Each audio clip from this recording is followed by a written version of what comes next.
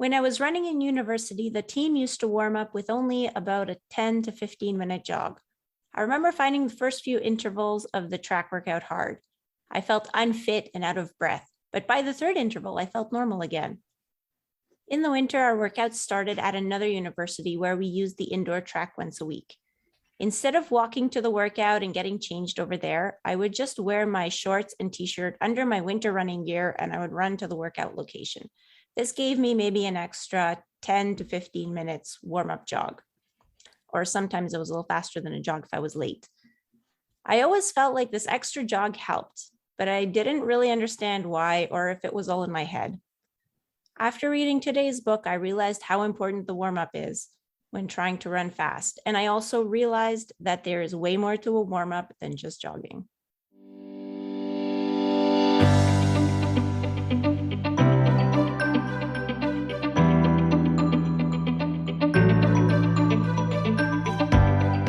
So hi and welcome to the Running Book Reviews podcast, where we review running books to help you decide if you would like to read the book for yourself.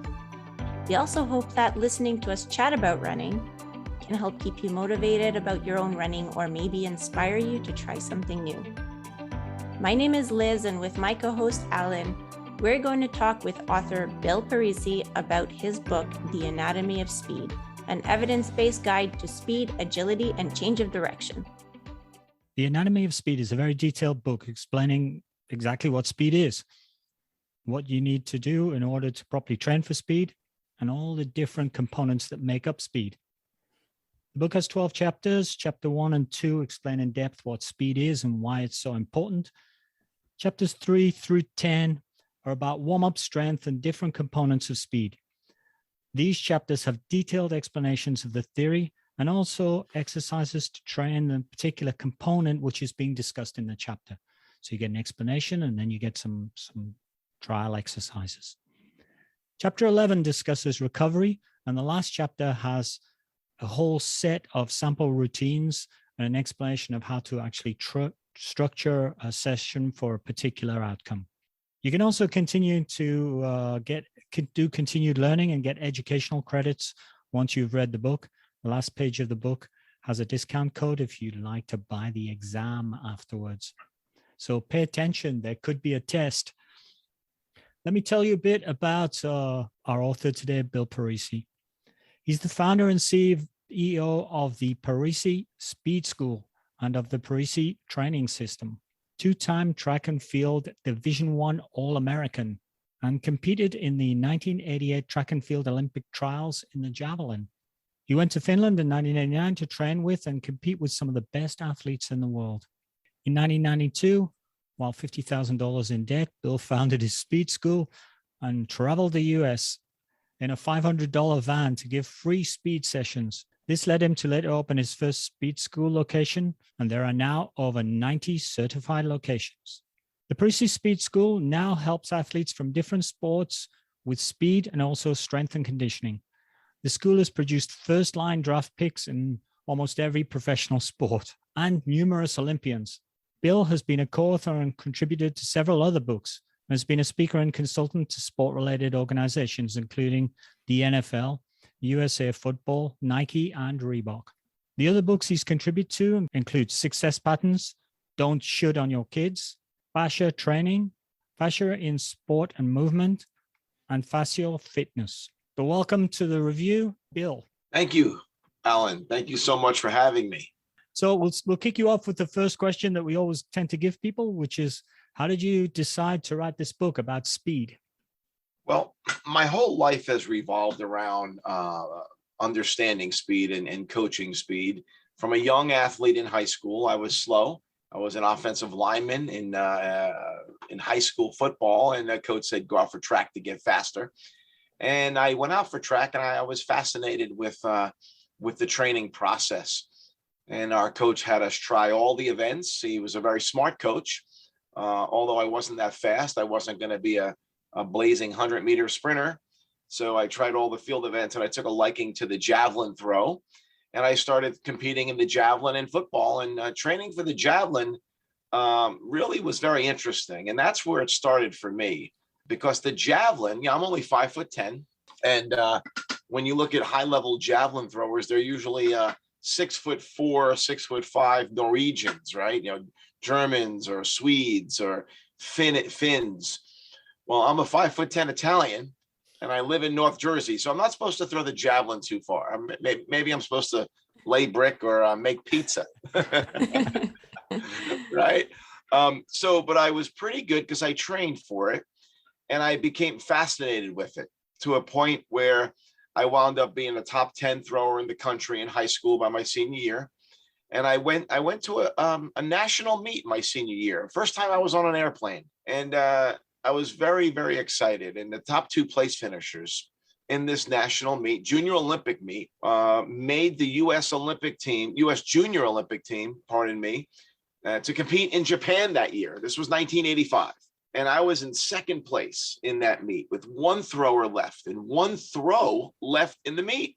And I was so excited. I was hugging my coach. I felt that USA sweatsuit. I felt that silk USA sweatsuit on my skin. I was so fired up.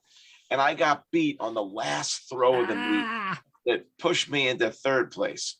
Oh, no. And I was devastated. And I said to myself, after my mourning period wore off after a couple of days, I said, I'm never going to let that happen again. And in 1985, which is about 37 years ago, I went on a quest to learn the best training strategies to be faster, stronger, more explosive. Because again, being 5'10", to throw the javelin far, you have to run really fast down a runway, about a 30-meter runway. You have to run almost at 90 to 95% of your sprint capacity. You got to run fast with a 7-foot spear in your hand, and you have to come to a stop. All of a sudden, you're running really fast with this spear in your hand. Then you have to stop. You have to almost basically trip yourself and transfer all that linear speed through your lower body, through your core, through your lat, into your shoulder, into your upper arm, your lower arm, into your wrist, and then into ultimately the javelin. And to do that effectively, you got to be fast, you got to be strong, you got to be explosive, you got to have flexibility. These are all physical attributes most field and court sport athletes need. And so I've studied this my entire career. I traveled the world. I went to Finland in 1989 as a sophomore in college to train and compete with the greatest athletes in the world. And that's where I had the epiphany on the training process and how to train, not just for speed, but overall athleticism. And that's where I think why the javelin throw is typically used in a lot of biomechanics books, exercise science books as an example, because to be a great thrower, to throw something far, you have to have good coordination, you have to have good body strength, you have to have flexibility, you have to have elasticity, you have to have good muscle, you have to have good power.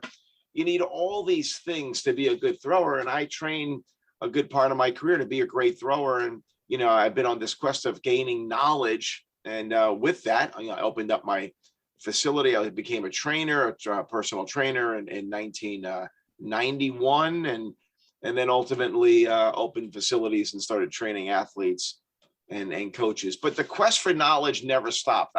I've gone to hundreds of clinics and seminars and formal education and all these different things. And I continue to do that today. And I said, after 35 plus years, maybe I should put this into a book. Maybe I should take this 35 years of knowledge that I've been studying and collaborating with some of the greatest people in the world. And in the book, I interview great people. And, I would say the publisher, Human Kinetics, a great publisher of exercise science books. Absolutely.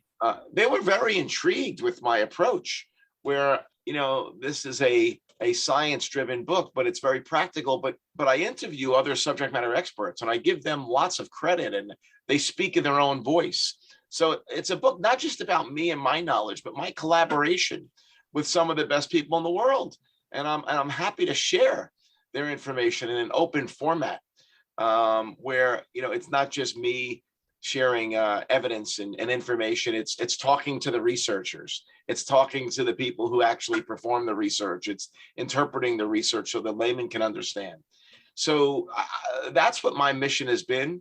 It's always been to to find the greatest strategies in the world, or the most effective strategies out there, and making them simple, bringing them into practical application, and ultimately serving up information where people can really, absorb it and take advantage of it.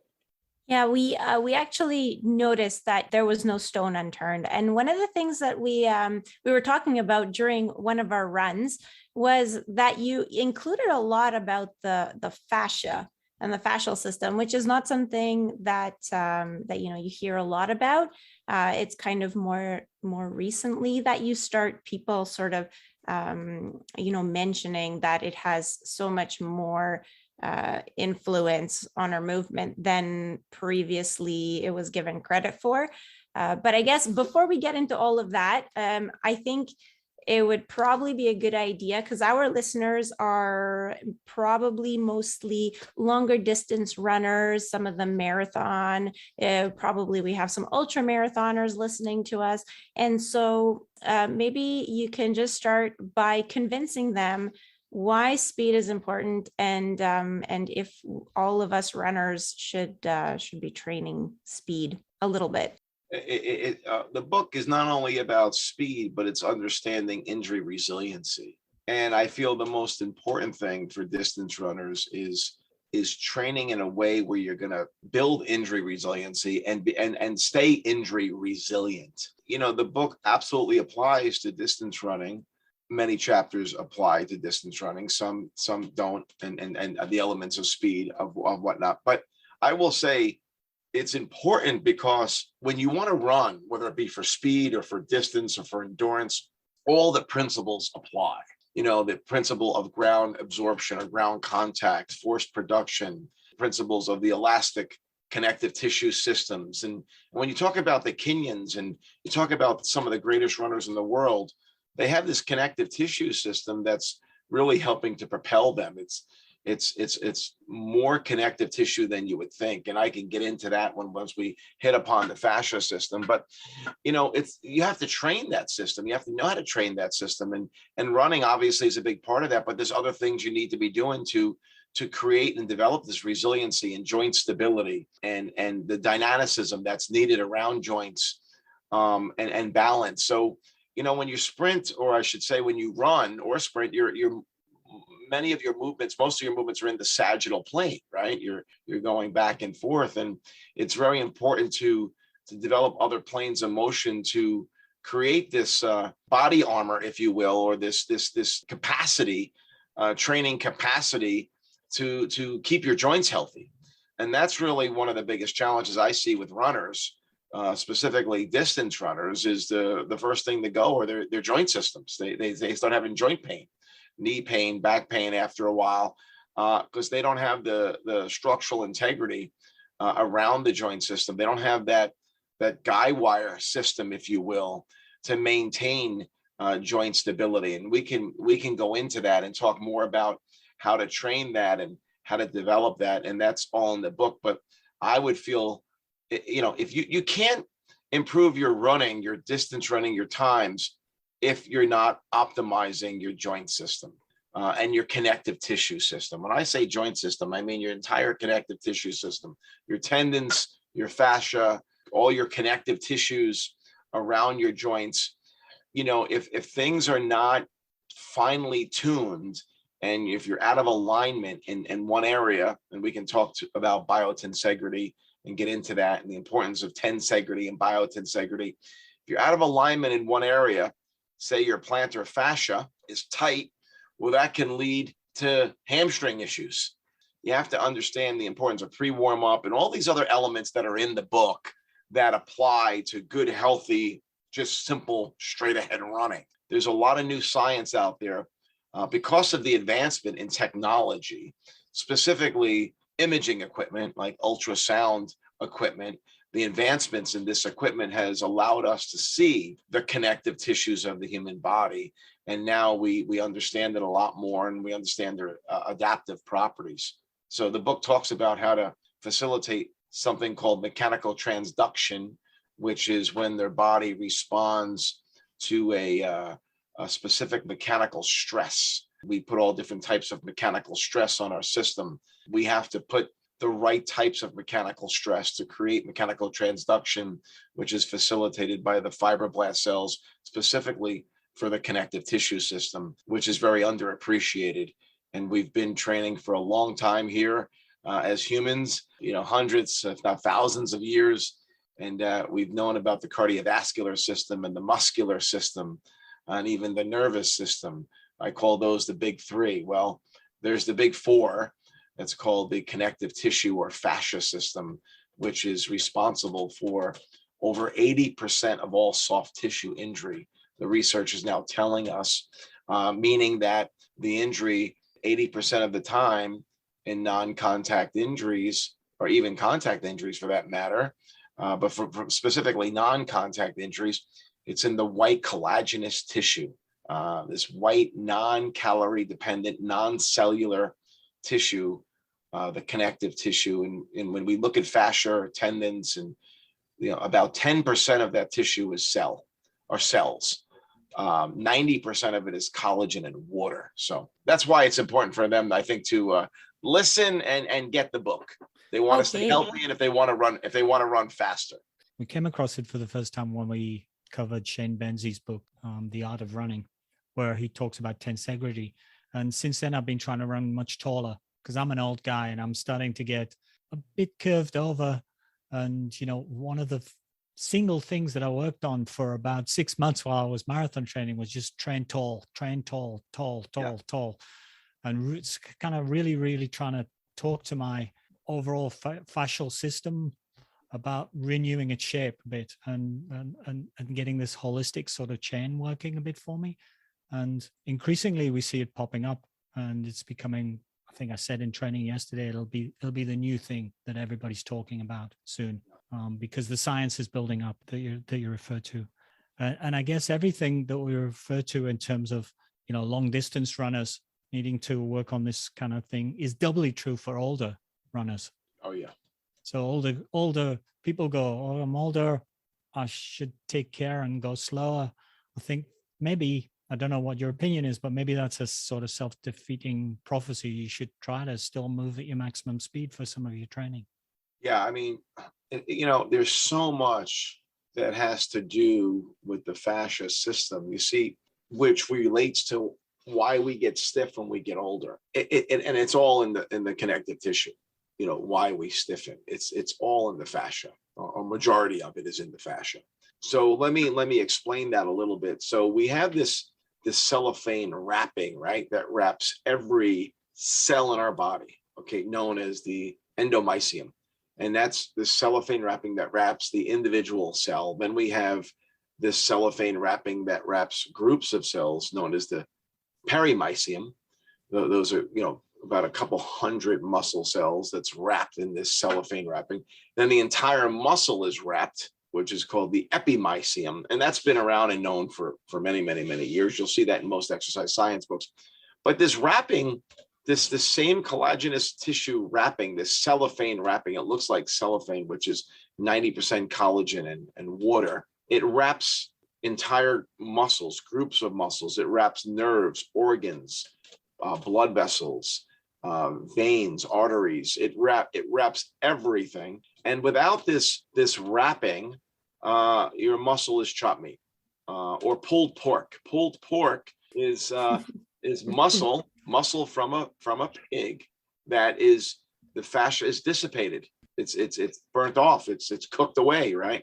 So without fascia, without connective, you're just one blob of cells, with no organization whatsoever. Now, this connective tissue system, this collagen matrix, right? This collagen fiber is the same fiber that makes up ligaments and tendons, just in a different order, in a different sequence.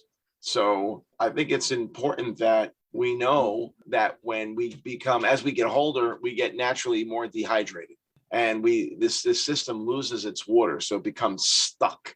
It becomes sticky. The viscosity of this system goes from syrup to peanut butter, if you will, and that's when we slowly, injuries occur and we lose our bounce in our step, but that doesn't have to happen. There is research out there where people with quote unquote stuck connective tissue or stuck fascia or stiffness in their 60s, if they train correctly, they can have similar fascia, connective tissue, and movement as a inactive 20-year-old. Wow. So think about that for a second. That's what some of the research is showing. And it's knowing how to manage this system and manipulate it in a way that's going to benefit you, not just to run faster, but for longevity in life and to stay pain-free. Again, over 80% of injuries are in this collagenous connective tissue. So this tissue is what holds muscle cells together. Without fascia, your muscles are chop meat. It's nothing. It's a blob. It just falls to the ground. So think about it's the webbing. It's the internal webbing that holds everything, the muscles together. And when we get older, and this is highly hydrated, water is a 90% of this, and water and collagen. And as we simply get older, we prune up, and that's why we stiffen up. But if we keep moving and we keep hydrated and we move our body and we do things like foam rolling and we exercise and we bring our body through this different ranges of motion in a safe way, we're gonna keep this system a lot younger and keep it intact a lot more effectively. So you mentioned tensegrity before, and that's a concept or a theory that was created by a gentleman by the name of Buckminster Fuller, who was an architect and created these sculptures or this concept of flexible stability. And that's kind of a paradox when you really think about that, right? Mm-hmm. The way he came up with this concept and what he crafted was these compression components, which were either steel rods or metal rods that are held together with flexible components. So compression with flexibility. So the compression components are these steel rods or metal or wooden dowels, if you will, held together with elastic cables, but none of the dowels touch. And it's held and creates a structure with the stable components with dynamic flexible components, and that concept is known as tensegrity. So it's stable flexibility. It has this stability to it, but it's flexible. And then what happened was these structures have been built, and when bridges that have a sway to them, or buildings have the ability to kind of move with the wind, or earthquakes, they're not locked in. If they were locked in, they had no flexibility. The foundations could crack or the buildings could fall down. They have this sway to them, and along with bridges as well. But the concept of tensegrity is much broader than that, because there's more flexibility to it. So that there's structures around the world, and if you go to museums and you'll see these different tensegrity models, and you can Google tensegrity and you'll see all these different models. But what's very interesting is that a gentleman by the name of Stephen Levine, a spine surgeon, this was about 40 years ago now, he was at the Natural Museum of History in Washington, D.C., and he was looking at these dinosaurs. And here's a really bright spine surgeon, and he was analyzing the musculature in the dinosaur, and he looked at how long the neck was, the long plant-eating dinosaur. I forgot the name of that with the long neck, the plant-eating dinosaur. Brontosaurus. Brontosaurus. There you go, Brontosaurus. And he said there's not enough muscle. He did the math. There wasn't enough muscle power in that Brontosaurus to move its head. Looked at its spine, looked at the amount of muscles in its spine, and all the things that he calculated, and he couldn't figure it out. So he walked outside, and he actually, outside the Museum of Natural History in DC, was this huge tensegrity model, and he says that's it. And that's when biotensegrity was born, where the human body has a number of bones in it, a few hundred bones, and they're all held together with elastic components of connective tissue, tendons, and muscle, ligaments, but none of our bones touch.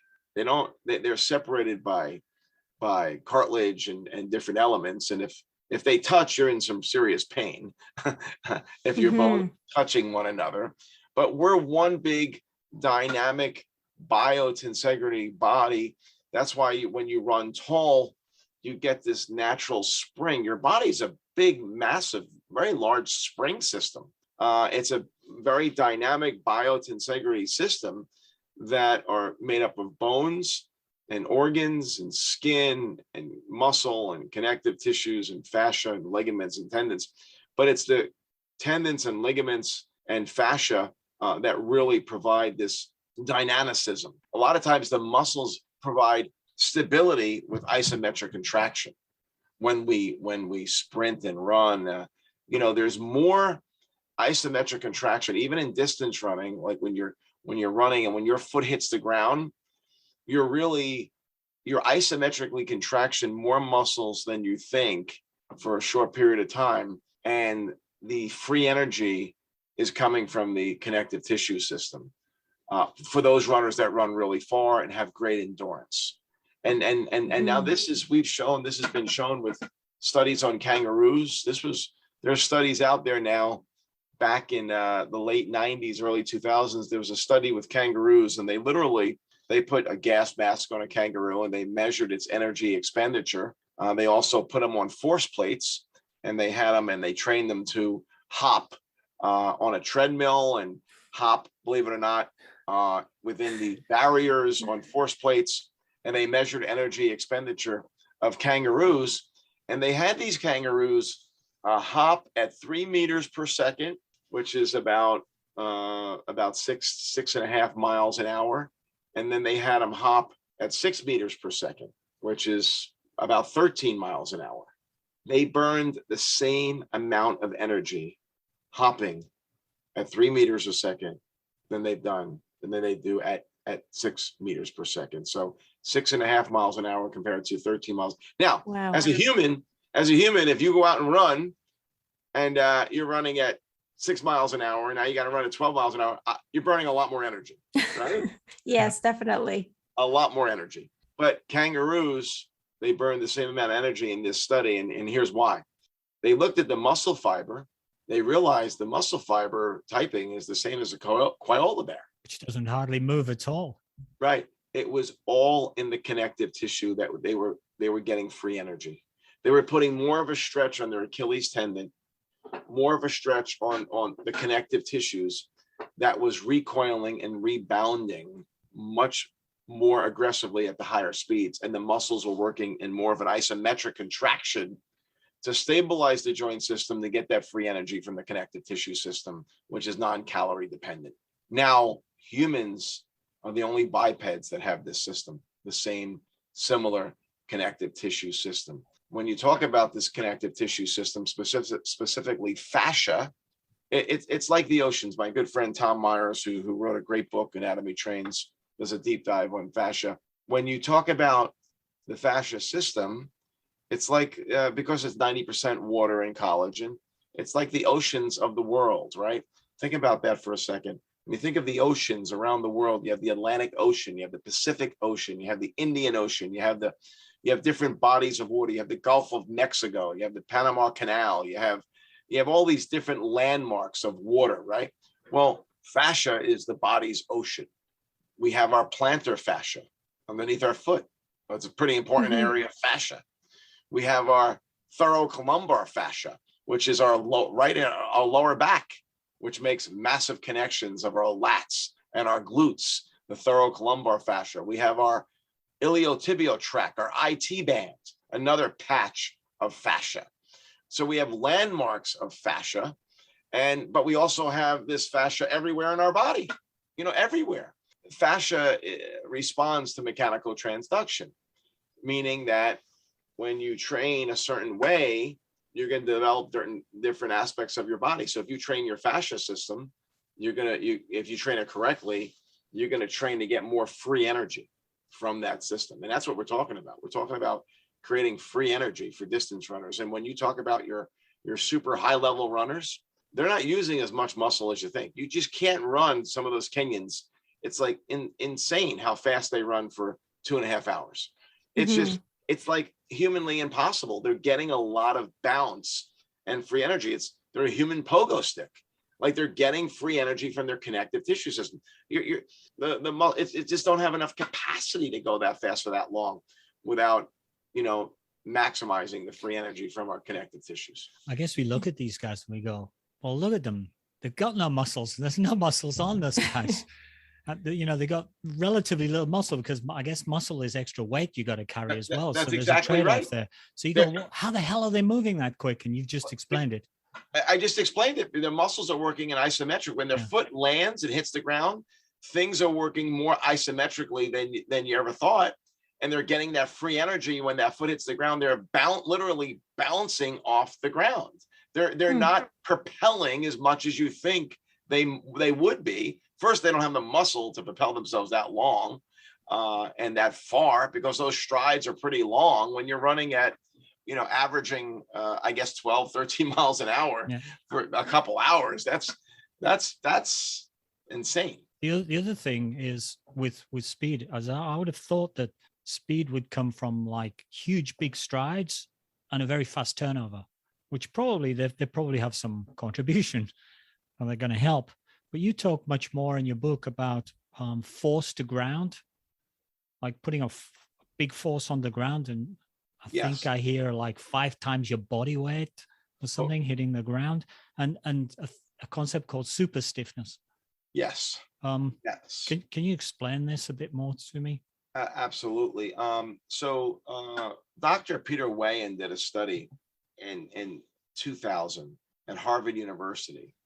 And he took world-class sprinters and he measured their force output on a treadmill with a force plate in it. A very expensive treadmill. I heard it was probably a couple $100,000 for this treadmill, which had a high level force plate, which is a force plate is a very expensive scale that measures force and the amount of force, speed of force, and it does a lot of things.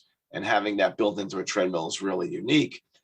And he looked at the ground contacts of these world-class runners and looked at what made them different by measuring their sprinting ability on this treadmill compared to amateur sprinters or non-sprinters. And he noticed that when the world-class sprinter's foot hits the ground on a stride, now think about when you're sprinting or running, your foot is either in the air or it's on the ground. So you're either absorbing and then eventually applying force, obviously for a short period of time, and then you're in the air, getting ready for your next stride. So your feet are either on the ground or in the air. When they're on the ground, he measured the force, how much force is being generated. And he looked at that force production of world-class sprinters compared to amateur or non-sprinters. And he realized these guys are generating upwards of 4 to 5 times their body weight of mass-specific force. So compared to their body weight, they're putting upwards of the highest level guys are putting 5 times their body weight of peak force into the ground. Peak force. Average force is about 3.5 times. So obviously when your foot hits the ground or when your foot is about to hit the ground, think about this for a second.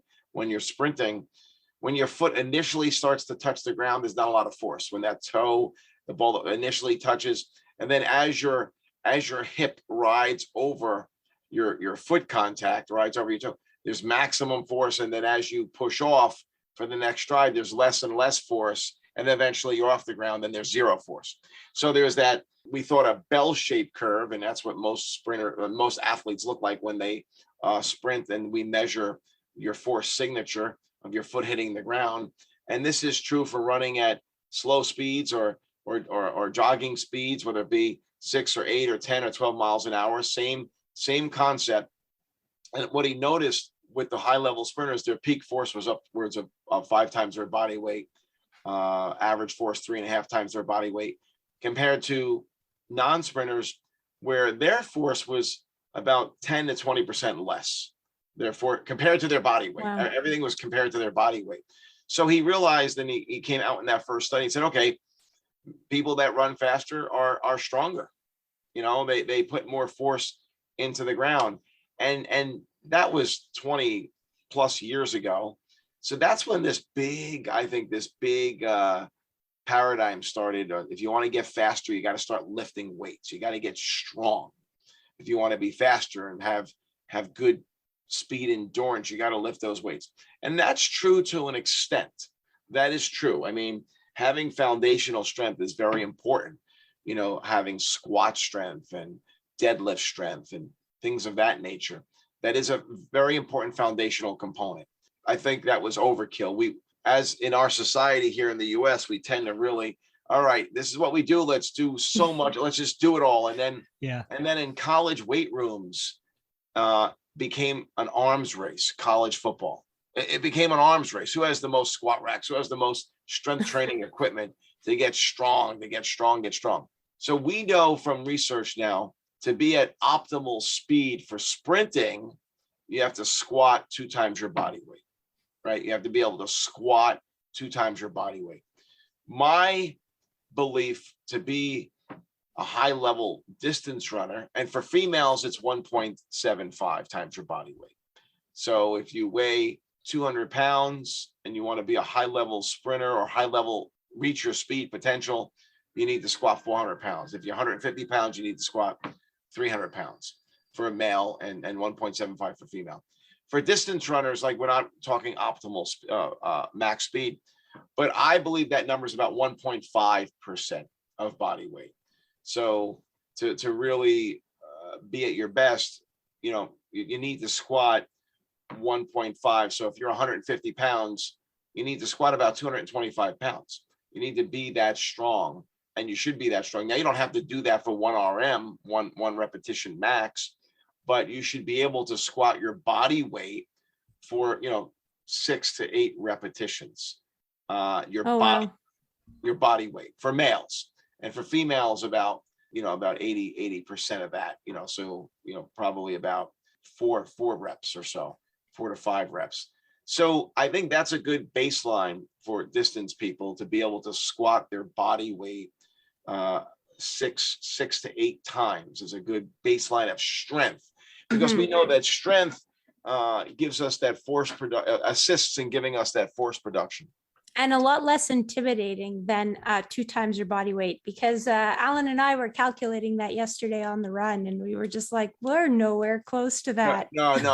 That's for high level sprinters, but for distance runners, again, to be safe, your body weight 6 to 8 times clean.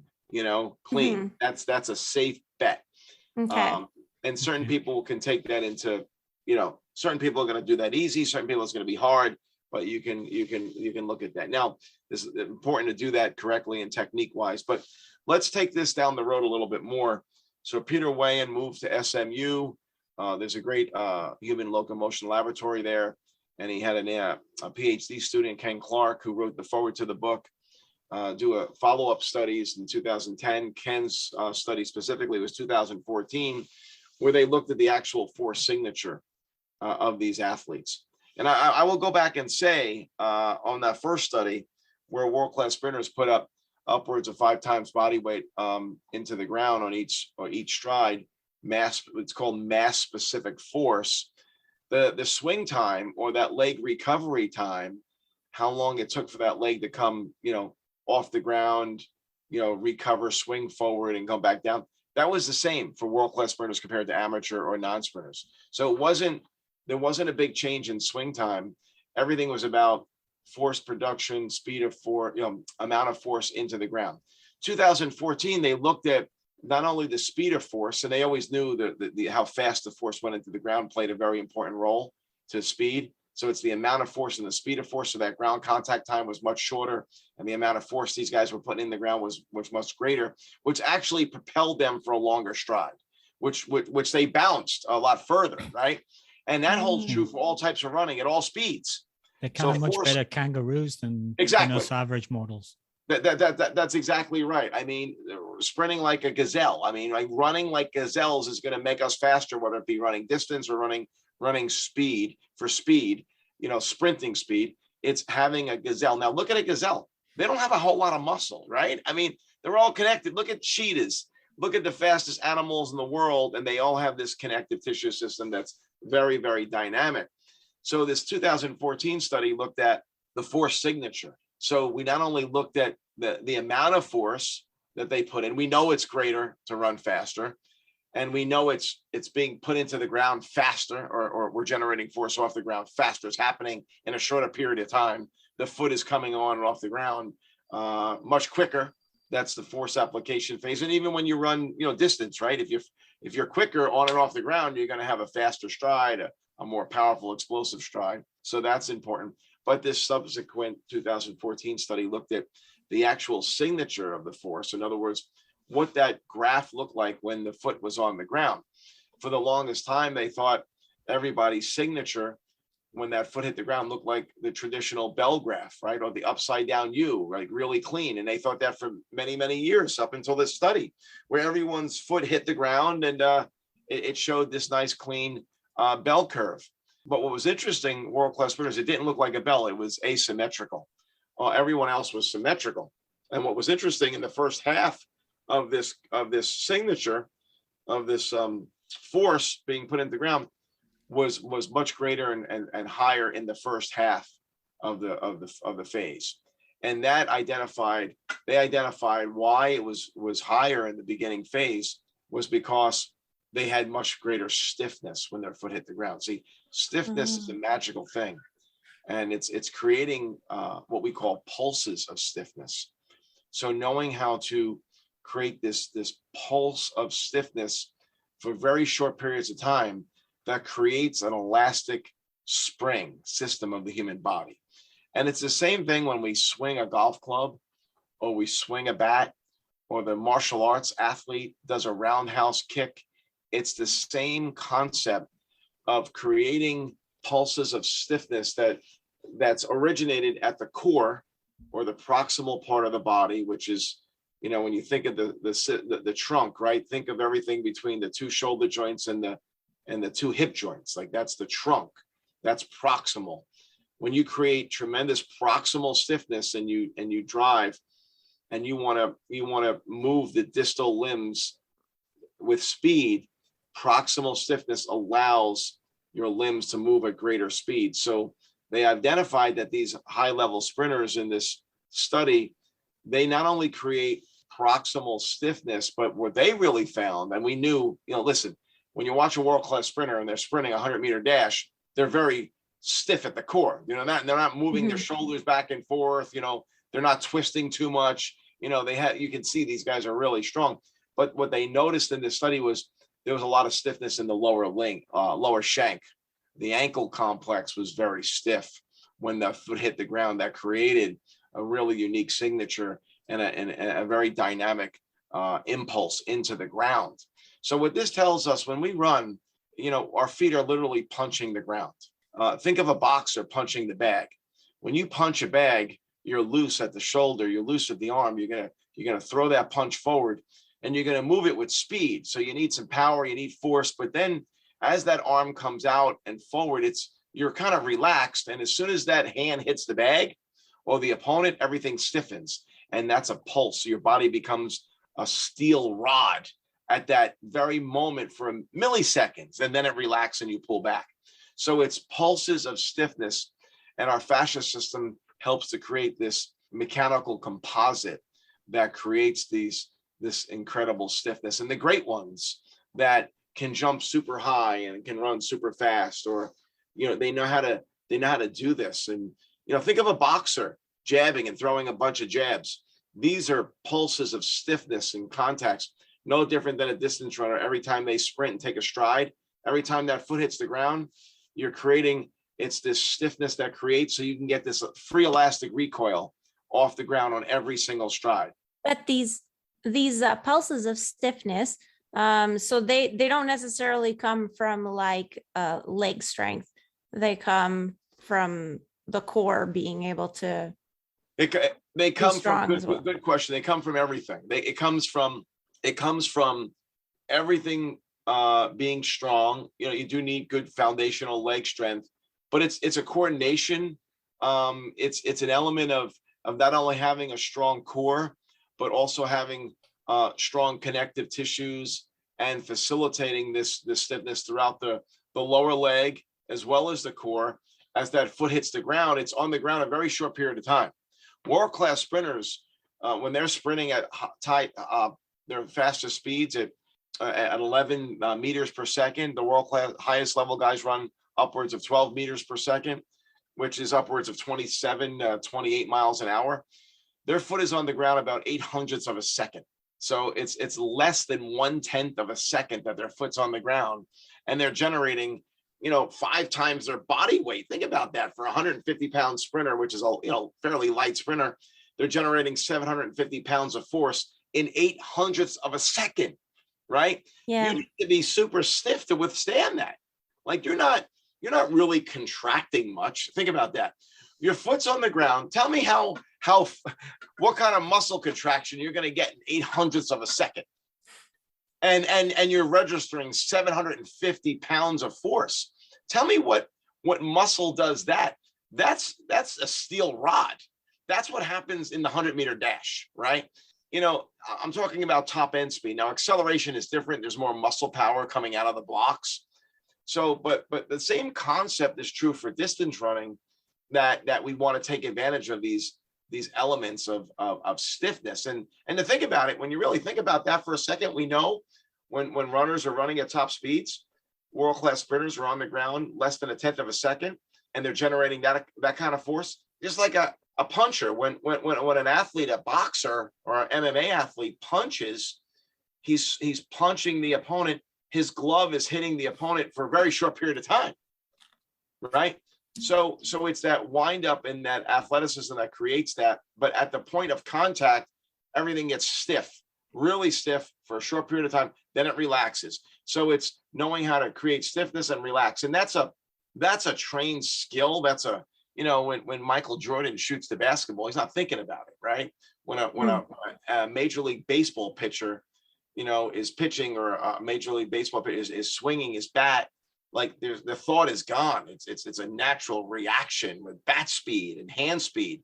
Mm-hmm. So these are trained skills, and it's no different when your foot hits the ground and your foot is cycling up around when you're running distance. It's that trained skill of pulsing into the ground. That comes with training. That comes with knowing how to train correctly. I have some other examples I can talk about that can explain this even further, and I'll share this one. It's your body becomes a mechanical composite. I mean, when you do this correctly, it's kind of like if you have a young boy and you take him to martial arts class and he signs up for Taekwondo, and he's a 10-year-old and he's in that junior class and he's looking to improve, and every 3 months they have a belt test, and the instructor is going to pull out a piece of pine wood, and he knows exactly, and it's a thin piece of pine, maybe a 1/2-inch piece of pine, and he knows exactly where the grain is running in the wood, how the grain runs. He's going to hold it a certain way, so when that little 10-year-old punches the wood, it's going to break. He's going to hold that piece of pine wood so the grain breaks, and he's going to apply pressure to help it break when that young child punches that wood and he breaks the wood. Everybody claps and everybody's happy. Now he moves from a white belt to a yellow belt. Well, if we took that same piece of pine wood and we sliced it, that 1/2-inch piece of pine, we sliced it into 5 equal thin veneers. So we sliced it in 5 veneers, and then we cross glued it together, and we had the grain running in opposite directions, and we glued it together. Now that's a same 1/2-inch, but that's called plywood, where the same thickness of the wood, the same wood, same thickness, now is a lot stronger. That is called a mechanical composite. And that's exactly what happens in the human body when we sprint and our foot hits the ground. The fascia system facilitates co-contractions of the musculature to create ultra stiffness in the body to become a very dynamic but strong, powerful spring. And that is the essence of speed and performance and running. And these are things that can be trained once you understand the mechanics of them and what you need to do to train them. So that was a marathon. That's okay. We like marathons. We're endurance runners. We like marathons. That was actually really good because I think, over the years with all these GPS watches, they have these, they have all this data now. So you have like stride length, and you can set up a metronome, and there was this magic 180 number that always floats around as like the magical sort of cadence that you should be running at to be fast. And then also the stride length, so you kind of as a distance runner, you start thinking about, well, speed is just big strides and fast turnover, but maybe what we need to think about more is how much force we're putting into the ground, and focus less on the how many steps per minute we're doing. I think what I'm hearing is if you commit yourself to a certain level of conditioning, you can do some things with your body that's going to give you some free speed. Yeah. For the same amount of energy, cover the distance quicker. Yeah. So we should all have our ears open to all of this. And I guess that explains a little bit why when you're talking about good strength and you're talking about squatting, you also talk about chin-ups. Yep. And when I was reading the book, I'm thinking, hang on, I'm a runner. Why would I care about how many chin-ups I'm able to do? But you're touching on the why here. Well, you have these fascia spiral lines that run throughout your body. You have your superficial front line of this connective tissue that is formed and developed based on the stresses we put on our body.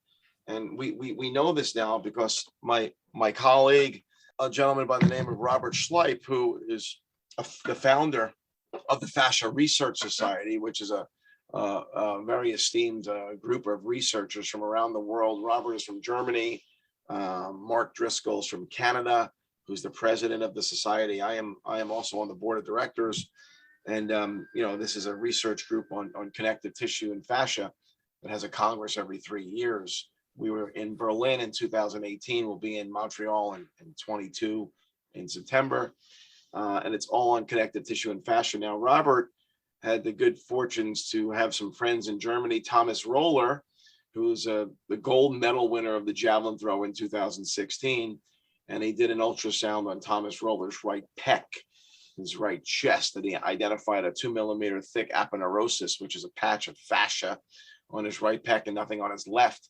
That is due to mechanical transduction, meaning that this tissue was formed from fibroblast cells, which are little spiders that crawl around our body that cast webs of fascia, webs of connective tissue, webs of collagen that helped to create the elastic recoil that has been in demand for this world-class javelin thrower, because he throws a lot and throws often. So the body senses that, and it's going to create stability to help, stabilize the shoulder and give it more free elastic energy. And this is how the body responds, and this is how the body works.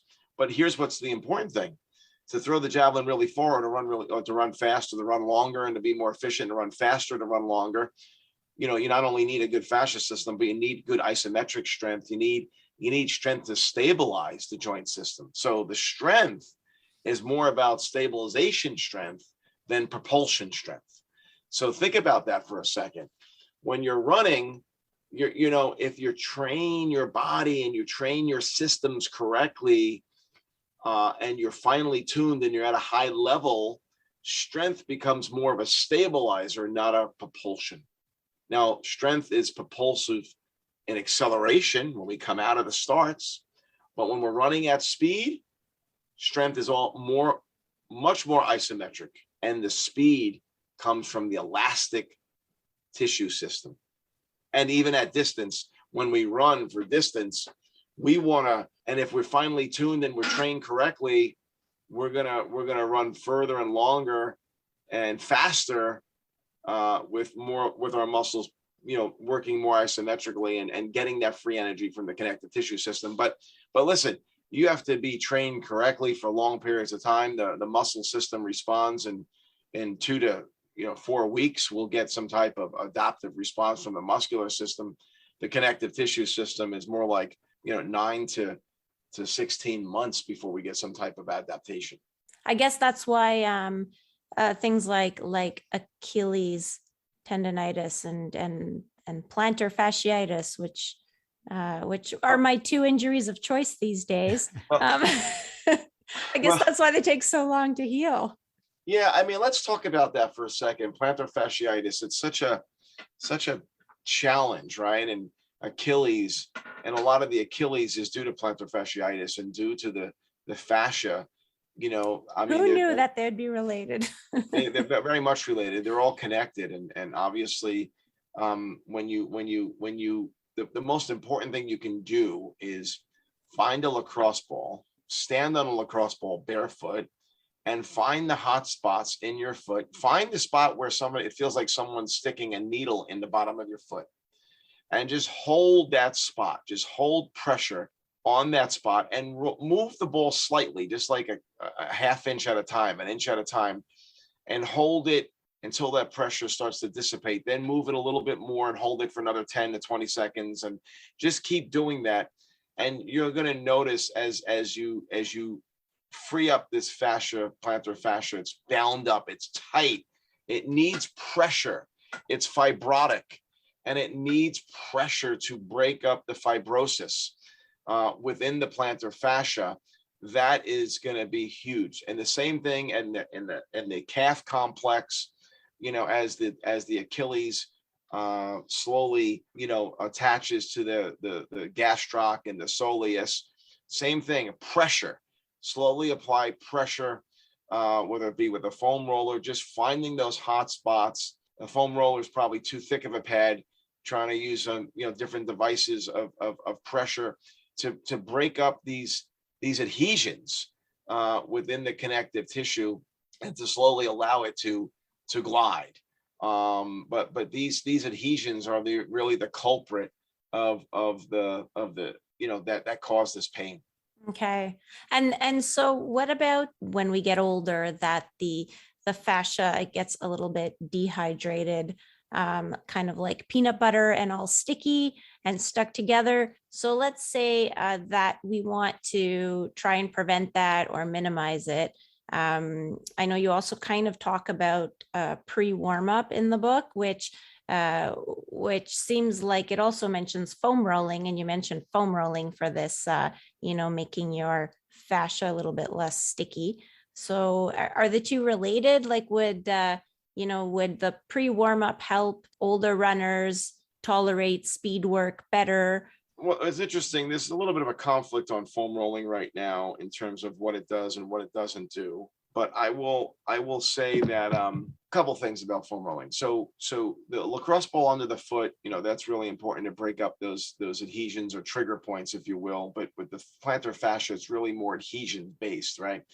But with foam rolling, you're not really getting a lot of change in the fascia. What you're trying to find with the foam roll is trigger points where groups of muscle or patches of muscle fibers are hypertonic. They're kind of in this spasmic state of contraction. So they're hyperactive and they're kind of spasm, like a small little group of muscle fibers, a couple hundred or a couple thousand fibers within a muscle. And you use a foam roller to kind of find these trigger points, right? Which are basically bound up muscle fibers that are hypertonic. They're just too much activity and they're spasming and in contraction. Now, you might not find them unless you foam roll. And when you find them, you got to just apply pressure until they dissipate. So that's a benefit of foam rolling, to find some trigger points. Foam rolling doesn't do much for fascia. What it does, though, it helps move the lymphatic system. It helps move the fluids, the waste products, out of the muscles, right? So foam rolling is important for that, to do pre and post workout, pre and post workout. Okay. But the pre warm up, in terms of your fascia, what you want to do is go through a series of movements, dynamic movements that will facilitate, the connective tissues to, respond to these different types of stresses, different bouncing movements, but elongation movements and different types of dynamic stretching movements that's going to help you free up fascia and make it less sticky. So movement fluid flow with foam rolling and hydration. Lots of water is going to help you keep your fascia young and keep you moving pain-free. I guess, starting with, I'm sold, I saw in your intro, you talk about, running fast is like the nearest thing that we humans will get to flying.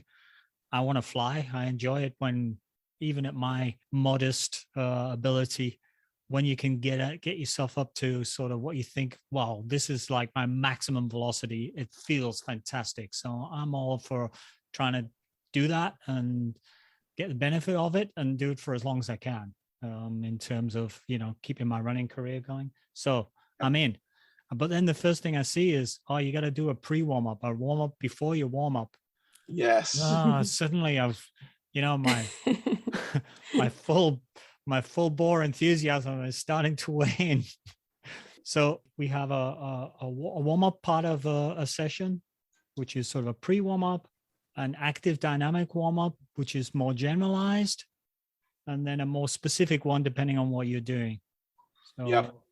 Can you just explain that sort of total warm-up session? Absolutely. I mean, like we said before, we just went over the pre-warm-up, which is really, really important. And the pre-warm-up activities, are really simple, but they've got to be done like religiously. You have to, every time before you go out for a run, you have to, work your feet. You got to do what we call soft tissue prep. So important to soft tissue prep, right? This would be like before every run. So yeah, even like if you're going for your easy run between the workout days.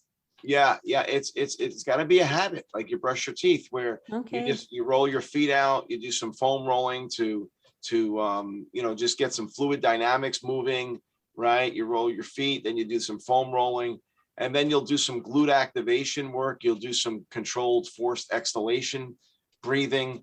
I mean, the challenge with distance running, and it's very cardiovascular based, and sometimes the muscles, the breathing muscles, become hypertonic, right? The diaphragm, which is a very important breathing muscle, becomes hypertonic. It's always facilitated. It's always, and we go into this in the book. And when that's hypertonic, when that diaphragm is overactive, because we're breathing so much, it actually desensitizes the glutes. So you don't get as much glute power, because those muscles, they inhibit one another to a degree. A very bright physical therapist, Evan Chait, did a lot of research on this. He's an acupuncturist, a physical therapist.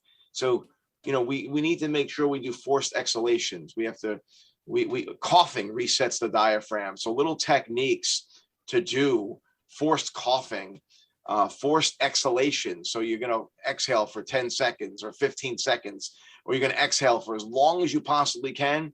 And when you think you got no air left in your lungs, blow out 5 more candles.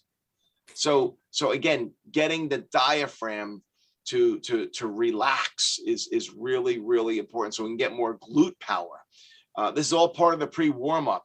The McGill Big 3, activating the core, which is the McGill curl up, the side plank, the low back, the bird dog. These are things in the book, the clamshell, the fire the glutes. These are, I guarantee, if you runners start doing our pre-warm-up, you're going to improve dramatically just with the pre-warm-up section. If you really take that to heart, so powerful. So that's the first thing, that's the pre-warm-up. Then you have the next component, the active warm-up, which is going to be, more dynamic in nature. Now we're going to start to do more things, but the pre-warm-up for your crew is really important before every run. And then the active warm-up, I would suggest on the bigger days, the bigger runs, where you're going to do a couple different things, like maybe with a loaded tool like a Viper, or some other activities that are going to be a little bit more dynamic. But the pre-warm-up should be about 10 minutes. 10, it could be 10. I would say it's not going to be any less. If you do it right, no less than 10, max 15. And then the general warm-up will be another 10 or so, or 15. So yeah, you need to put about a good, 10 to 20 minutes into your warm up. How much space do you need before, like if you're going to go for a run, Yeah. could you do your warm-ups at home, get in the car, drive 15 minutes and then go to somewhere to run? Or do you really need to drive there first and then do your warm-ups? Well, you know what? I think, listen, doing it home is better than not doing it at all. Ideally, it would be good to do right before the run, but if you do it at home and it's 10 minutes, I mean, you might lose a little bit of the effect, but the warm up though also is this thing called the accumulation minutes. Doing these activities in the pre-warm up and even in the warm up, that activity accumulates. Just like when you go run miles, right? You measure your miles. How many miles? How many miles? Well, how many minutes did I really focus on my warm up this week? I did warm ups every day this week. It was 10 minutes a day. I have 15 minutes of accumulated workload that's going to make me better. Okay. The warm up is not just warming up to be better that day. The warm up is going to make you better long term if you do it consistently. It's the power of the accumulation minutes of warming up. It's going to make you a better runner. Would I get benefit from doing a warm up and not actually doing a workout? There are benefits from doing the warm up. Yes. I mean, you will feel better. I mean, that pre warm up also can act like a facilitated recovery. Like doing our warm up, doing the pre warm up and general warm up is also great to facilitate recovery on the recovery days. And it's fluid flow. It's movement dynamics. It's fascia release. It's all these things that promote, just fluidity and injury resiliency and athleticism and stability. They all are part of our pre-warm up and warm up. It's the foundation to being a successful athlete, because it's our prehabilitation, our injury prevention, our pre-warm up and our warm up is really our prehab, if you will, our prehab, which you need to do. You absolutely need to do.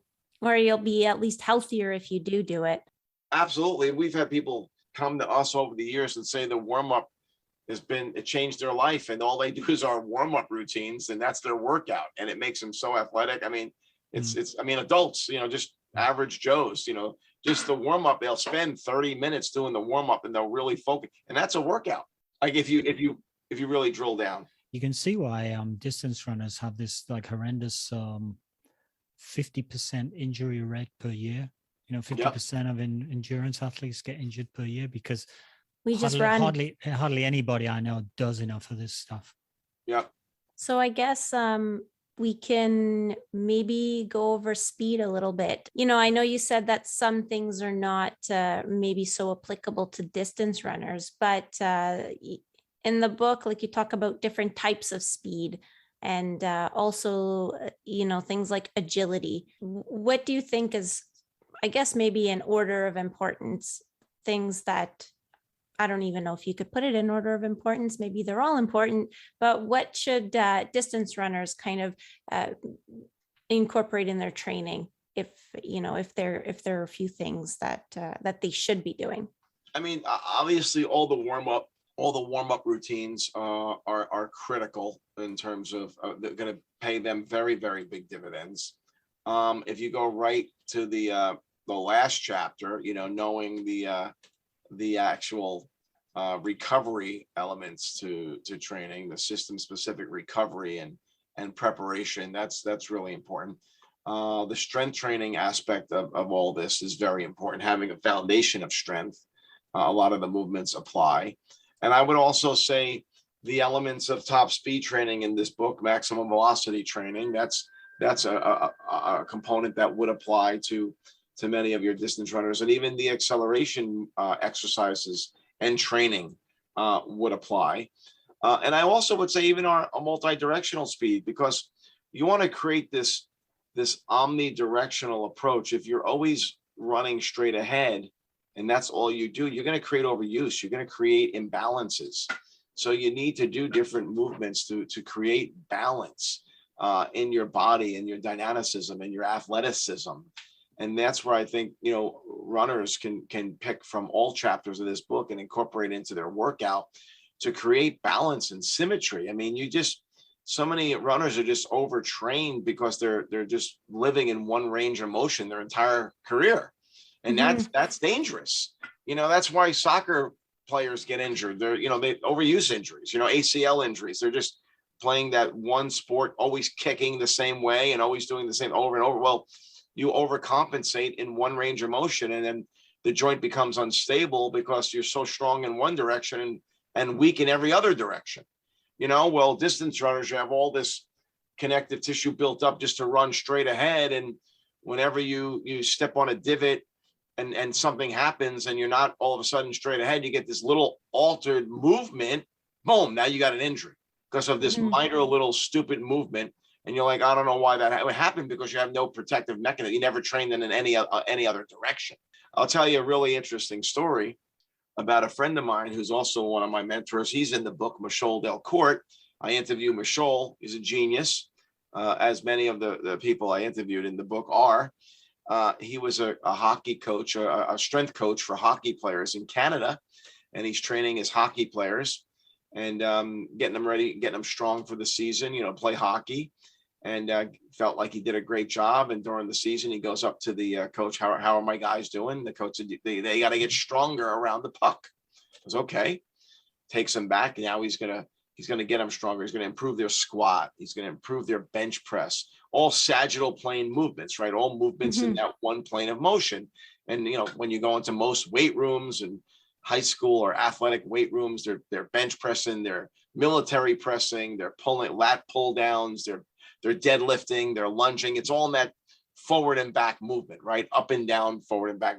That's called the sagittal plane, right? That basic plane. So he got him stronger across the board with all those movements. He thought he was doing a good job. Went up to the coach, how are my guys doing? He goes, they got to get stronger around the puck. He says, well, who are beating my guys? He said, the farm kids, the kids that grew up on the farm. So if you were a betting person and you had to wrestle someone, who would you want to wrestle? The kid that grew up on the farm or the kid that grew up in the city and worked out in the weight room? Well, that farm boy has really, really strong grip strength and just is strong, has this quote unquote natural strength, but they're not really maybe as big as the city kid, or they're not as cut as the city kid. The city kid, you look at that kid, he grew up in the weight room and he looks shredded. He's really buffed and he's big and he's cut up. But if they both got you in a bear hug, it would be a lot harder to get out of the farm boy's bear hug than the city boy's bear hug. And that's because that farm boy did something very unique that we need to start doing as a society and as athletes. And that is lift submaximal loads in omnidirections. So omnidirectional loading with submaximal loads. So basically doing chores on the farm, that concept. Okay. So my friend Michel Delcourt invented a tool called the Viper, which is a big 4-foot tube that you do all different types of lifts and movements with it's called loaded movement training. And you train the body's connective tissue system. And that's creating a web of connective tissue that gives your body stability. Similar than, when you wear tights, right? People run and they feel more spring, or they feel something special when they wear tights when they go run. Right? They wear these tight spandex tights that give your legs a sense of warmth and athleticism when you put those tights on. Guess what?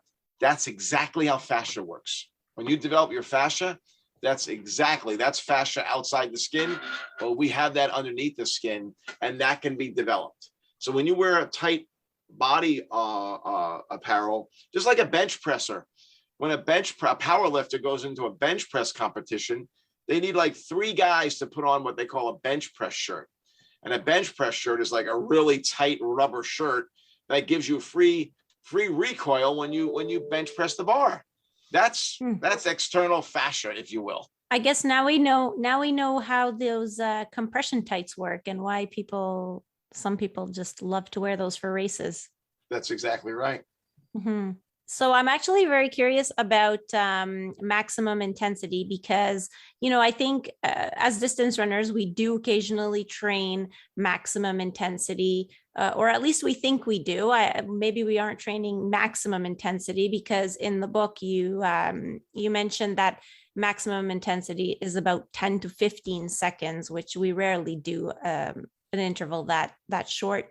But it also talks about recovery from these maximum intensities, and it needs to be 10 to 20 seconds of rest for each second of work. So that means if you're doing 10 seconds of interval, you're resting for like a minute 40 to 2.5 minutes.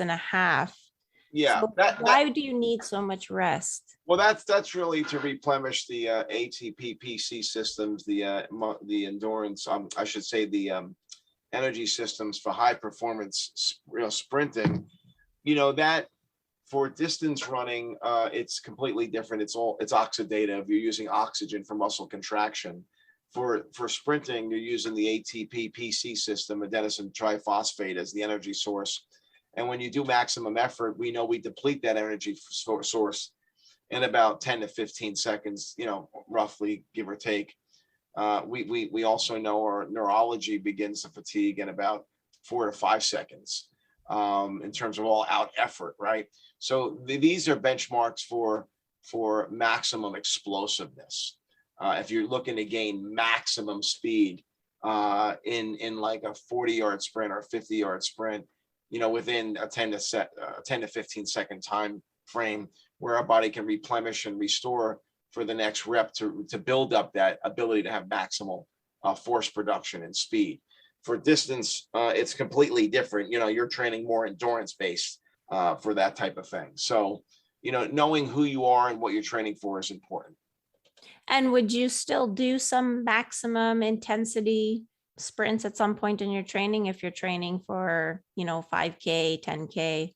Absolutely. I would absolutely do that. Think about it. When you sprint at maximum intensities, you're putting lots of force through your system in a very short period of time. There's a big training effect to that, to the tendons, to the connective tissues. There's a very big training effect to that. Okay, that's pretty great. I could probably just do a reference to the speed session last night. When we were doing the hill sprints, maybe we can touch a little bit about cueing for speed. I'll give you a little example. We were running last night in a training session, and we were doing a 45-second hill session that we do, where we do hill repeats. Yes. Pretty darn hard up the hill. And I was saying, guys, I've just read a book. I'll give you some tips. When you get moving at the bottom of the hill, think about your hands hammering back. So hammer your arms back. And I was checking in with them afterwards, and everybody's saying, "Oh, that worked." I felt like everybody felt like they were going a little bit faster. Yeah. And it was just sort of mental cueing, and I was taking it from your advice on cueing. So I think Liz's one that she had in the notes was punch your knees forward. I didn't tell them that because I figure I'd keep something for next week. Concentrate on one thing at a time. Yeah. But what's the idea of this mental cueing for speed? It seems to work. Cueing, Nick Winkelman wrote a great book called The Language of Coaching. There's a lot of science to cueing, internal cues, external cues. So when you think about an internal cue, it's something where you're kind of thinking about a certain specific joint position in the body, and you want to position your arm. So you're thinking about having your arm at a 90-degree angle. So that's an internal cue. You're focusing on a specific body part and position internally. An external cue, which tends to be more effective, is now it's kind of outside the body, kind of like what you said before, Alan, was hammering back. You have a hammer in your hand, you're going to hammer back behind you. Or when we're sprinting or trying to accelerate up the hill, push the earth away, push the earth away, or rip back the track, or rip up the asphalt with your feet. Like that's external. That's an external cue for acceleration. Another one is punch the knee forward. So your knee has a boxing glove on it, and you want to punch the knee into the punching bag for acceleration. These cues help elicit a more effective muscular response in terms of just force production and allows us to optimize technique. Those were some acceleration cues. Some top speed cues would be when we're running at speed, is a spin the globe. Imagine you're running on a globe and you want to spin it. So, spin the globe. Other ones are like we said, punching the arms back when we run at speed, or hammer back. Stay focused and tall. Keep your head and tall. We talked about running tall, being tall when you run. We're going to get more spring out of our system, because when you're tall, what are you doing? You're stretching the spring, right? When you're not running tall, the spring is not stretched. So when we stretch the spring, we're going to get more recoil out of that. But the cues play an important role. So the last chapter, or one of the last chapters, was all about recovery. And you actually mentioned a bunch of different things in the chapter, like you touched on some of the modalities like compression, contrast baths, and you even talk about some tech like the Aura ring. But in the end, it seems like the most important recovery tool was sleep. Oh, no doubt. So what is it about sleep? Why is it so important, and how much should we get?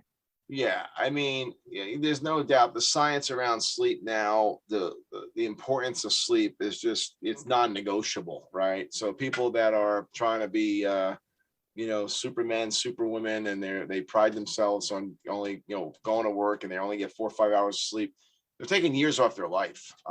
Your body regenerates and repairs itself during sleep. So if you don't sleep as adults, you get, depending as we age, we tend to sleep less. But 6 to minimum, 6-7 hours sleep minimum a night, and depending on the individual, 8 to 9 is really important. And for growing kids, you're looking at a minimum of 9 to 10 hours of sleep a night.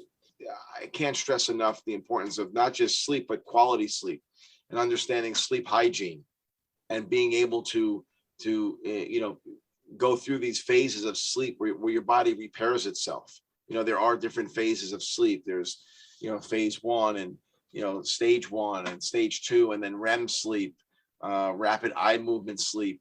And your body's repairing and doing different things throughout these different stages of recovery. And sleep is recovery.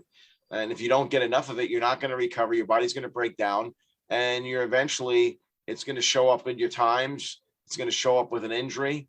But sleep and hydration. Those are the two most important things. Sleep being the most important by far. Hydration is just as important. Without them, you're taking years off your life. You're taking years. You're taking mobility away. You're taking all these things away. So, and it catches up with you. Some people might say, "Oh, I can do this, and I'm good." Well, how old are you? And you're saying you might be 30 years old. You're still good. Well, come 40, come 50, come 60, doesn't work anymore. So don't debit your athletic bank account. You know what I'm saying? Like, you're debiting that athlete. We have so much athleticism in our bodies for so long, right? Now, someone that has really tuned the connective tissue system better than any athlete out there, when you talk about the word pliability, when I use the word pliability, who you think? Well, one, pliability has everything to do with fascia. And who uses the word pliability more than anyone is Tom Brady. And Tom Brady has defied odds, right? He's 40, I think he's 43 years old, or 44, 42. One of the best quarterbacks in the NFL, and arguably the best football player ever. The best, not only the best quarterback, but you could just call him the best football player ever to play, the sport of American football. And he's doing it for over 20 years, and he's doing it at the highest level. Just won a Super Bowl, and he talks a lot about pliability, and his system is all about tuning his fascia system. His training protocol is all about tuning his fascia and connective tissue system. So for all those people out there, there's proof right there. There's proof that probably one of the greatest athletes of all time, and you can't even argue if he's one of the great. He is one of the greatest athlete of all time when it comes to, at least to football. No one's won 7 Super Bowls, not even close. And he's just has taken it to the next level. And how much sleep would he be getting? Oh, well, you can look at, he's getting probably 10 hours of sleep, but he's getting it probably, throughout the day. He's probably getting a good Mhm. 8 hours at night, and maybe grabbing a couple hours during the day. Same thing with LeBron James and some of these other guys that defy odds, that are just in their, they're approaching their late 30s and 40s and still competing at the highest level of sport. And when you talk about sports like football and basketball, these sports are crazy competitive, with the highest level athletes in the world. And here's guys that are in their late 30s and early 40s, still the best in the world. And why? It's because they're managing their sleep, they're managing their hydration, and most importantly, they're managing their connective tissue system. And what we see is, as more science comes out and more knowledge of this comes out, athletes going longer and longer. So Mhm. more and more athletes going further and further. There's no doubt about that. Even though it's increasingly competitive environment, these guys are.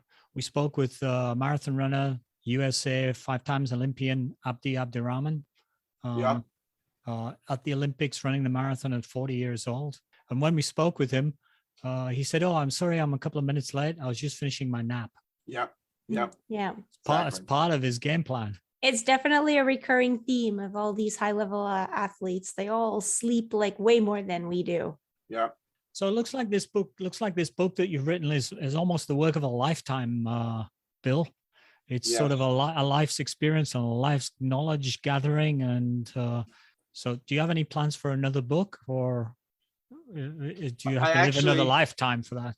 No, I have another book. I actually, we do have another book coming out with a company called Handspring as well, on the fascia system and athletic performance specifically. Oh, wow. So we're doing a book titled Fascia Training and Application for Sport and Fitness. So it's such an important topic. We're doing a much deeper dive into that. This book gives a great overview of the fascia system and how to tune it for speed and how to manage it to enhance athletic performance. This next book's going to be a much deeper dive specifically in the fascia system. So because that's the missing element. But yeah, I think there's a lot of really good nuggets in here for distance runners and for all athletes, for all sports. I think there's a lot here because it's all about staying injury resilient. And what sport doesn't require movement, right? Any sport that requires movement, I believe this book can help. If people want to get a copy of this book, is there somewhere specific that you want to direct them to, or? Yeah, they can go. We have a website, anatomyofspeed.com. Okay. We offer a discount there for the book. Also, obviously, Amazon as well. But we have webinars. We have we're bringing the book to life Saturday, January 15th, with a live one-day seminar, one-day workshop, Anatomy of Speed workshop, which is going to be live streamed. So anyone can attend. It'll be available for 45 days after the event. So people can sign up for that as well. When you sign up for that, you do get a copy of the book. So that's an opportunity to get a copy of the book by signing up for that webinar, or I should say that event. That's going to be an 8-hour event. So it's going to be pretty intense with a lot of great information. We have all the contributors from the book will be presenting at this event. So that's at the anatomyofspeed.com. Oh, that's exciting. Yes. And then where can people follow you to see what you're up to next? Parisi Speed School on all the social media handles. They can follow me, Bill Parisi. We have a number of different initiatives going on right now with Parisi Speed School, Anatomy of Speed, which is that's bound together. And then we have our Fascia Training Academy, social media handles that are out there, FTA, Fascia Training Academy. So these are all educational kind of silos I've created with my team of experts, and we continue to push out, information and content to help people just become more successful in their sport, become more injury resilient, become more athletic, and most importantly, for us, is more self-confident. That really is the foundation for us. That really is the most important element to what we do every single day, is building confidence in our athletes, in our kids that we train, and even in our adults. But we train a lot of young athletes from 7 all the way up to high school and college, and obviously everywhere in between and older. But at the end of the day, it's these competencies. We know when you improve a competency in someone, whether it be running or sprinting ability or strength or power, or for that, piano or computers, when you build competency, you build confidence. And we're about building and enhancing competencies for athletes of all levels. Yeah, I think we had somebody on the show a while back whose motto was, "I can do hard things." If you learn to do one difficult thing, suddenly it permeates your life. The next thing that comes up, you go, "Okay, I did that. I can do this." And you're right, it builds confidence. Yes, sir. Let's just do our summary wrap up of the book quickly and give our views, and then we can let Bill get on teaching some more people to be super fast. Yes. The book's fabulous. First of all, it's very practical and informative. It gives you drills for every targeted need, but it explains what each drill is intended to achieve, and explains the body systems and how each drill works with those body systems. So you get the relevancy, which motivates you then to do the drill.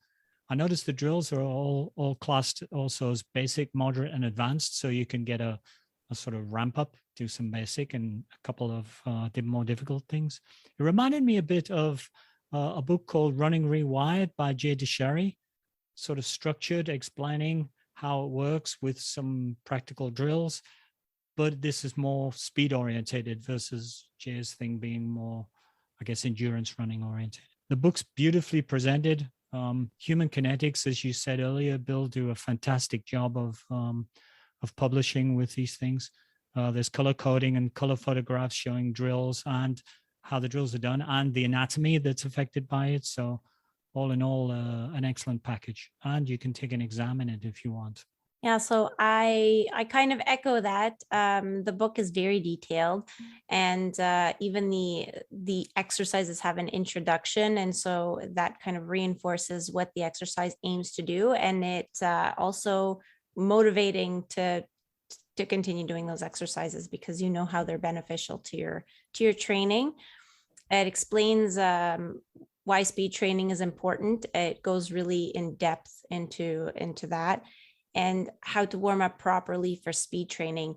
So for many of us, we always kind of thought, well, a good warm up just means a longer jog, but there is way more to it than that. I also like the Parisi school on YouTube. It has many useful videos and demonstrations of the exercises. It doesn't have it's not always just one exercise demonstrated in a video, but it's a really good resource. A lot of the exercises are really well described and they're straightforward, but every so often there might be one that, you're not really sure of. You can go and check out some of the videos, or you can just go check out some of the videos anyway, just because they're really educational. So thanks for joining us, Bill. It was my pleasure, Alan. Thank you for having me. Really appreciate both you and Liz.